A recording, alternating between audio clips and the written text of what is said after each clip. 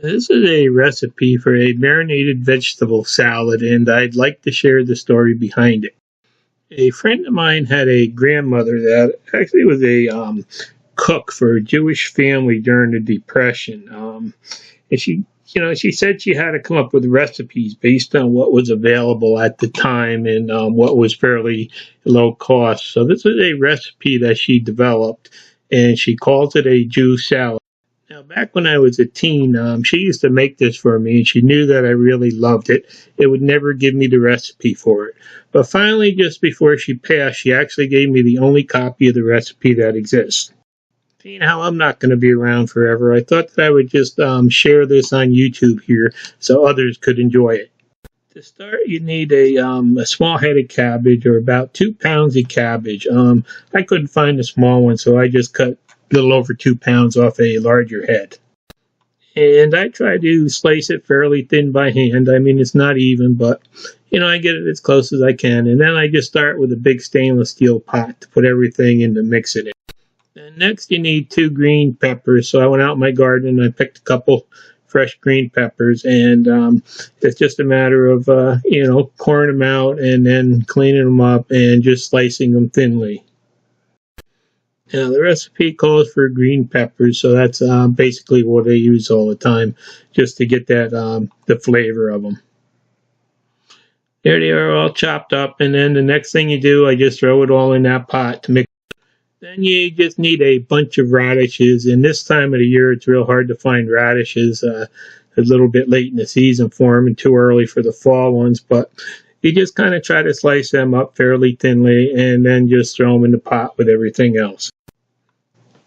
Now the next thing that the recipe calls for is a half bunch of celery. So I just took a couple sticks off a bunch of celery, and I just kind of sliced it the long way so the chunks would be a little smaller, and then just sliced it up and added that to the big mixing pot when it was all sliced.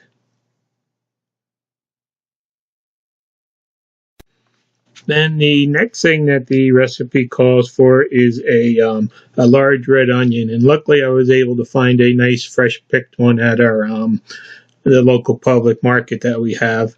And it's just a matter of trying to slice it fairly thin and then just throw it in the pot with everything else.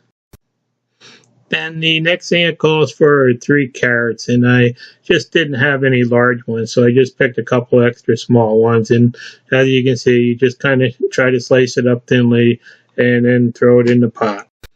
And then the next thing it calls for is a white onion, but white onions have a tendency to give me an upset stomach a little bit, so I've actually switched out and I've been using a Vidalia in it, and the taste is still pretty good.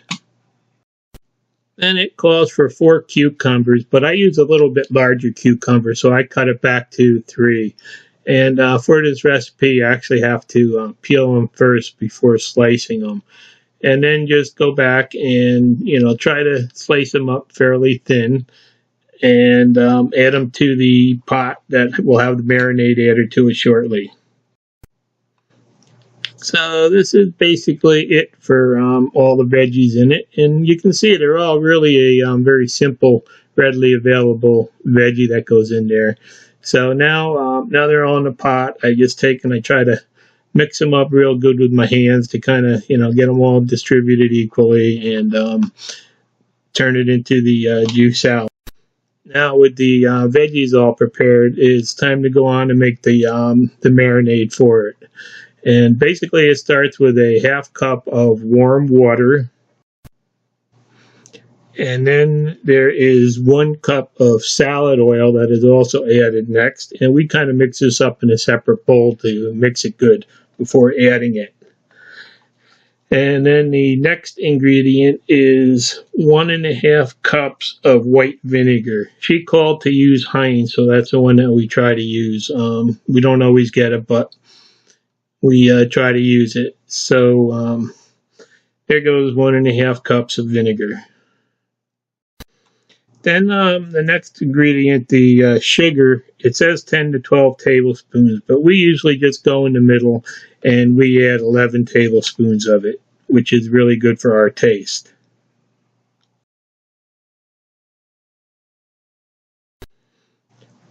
Then after the sugar is in, the next thing that you add is 1 tablespoon of salt, and we kind of like to use the sea salt when we add that.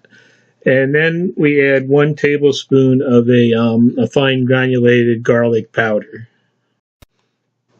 So with all the ingredients in just a little mixing bowl there, what you do is you just take a little metal wire whisk, and we try to mix it up real good, and make sure everything is all blended together. Then you just have to go back and pour it over the sliced veggies that you have in the pot. And then what I'll do is I'll take I got like a big slotted metal spoon that I'll just go back and I'll try to get everything kind of coated and mixed up with it. Now the next step that we do is we have this I think it's a little over a gallon glass jar that we got years ago for making sun tea in it. And usually a batch just fits perfectly into this jar. So what we'll do is we'll just take and I'll spoon the mixture into the jar, a couple scoops at a time, and kind of has to be done in layers to get everything to fit in there right. So I'll put in a nice thick layer of the veggies, and then what I'll do is I'll go back and take a potato masher that we have, and I'll just go back through and I really try to crush everything down good to make sure that it's packed tight with no air in it, and that the juice actually just fills all the voids between the veggies, so it gets a real good marinade. So then it's just a matter of doing the same thing over and over again until the pot is empty and the jar is full. Now sometimes you wind up with a little bit extra because you misjudged the ingredients, but most of the time it's just a perfect fit in this jar. And we find that the jar fits in the refrigerator real nice, and it'll keep the veggies in really good shape. Now, after you get it in the jar, we usually give it about 1 to 2 days until the marinade really starts to soak in and make everything really nice and flavorful. And then after that, you can just dig into it, start eating it. But we found it really does have. You could keep this in the refrigerator probably for up to a week, and it just keeps getting better every day. And I just thought that I would share this recipe with everyone because it's really one of my wife's and my favorite summertime salads to enjoy on a nice hot day. It stays nice and crispy, and the marinade is just perfect. So there you can see I got everything just right this time. The jar is basically filled to the top, and the pot's empty, so things went good. Now, I don't know if these jars are still available because this thing's probably 20 years old, and we used to use it for making sun tea in the days. But any big old pickle jar or anything like that, I think should, work out for you.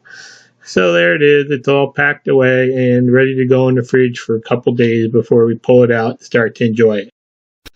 I hope at least someone out there makes and enjoys this recipe because it's one of my favorites, like I said. Thanks for watching, and please subscribe.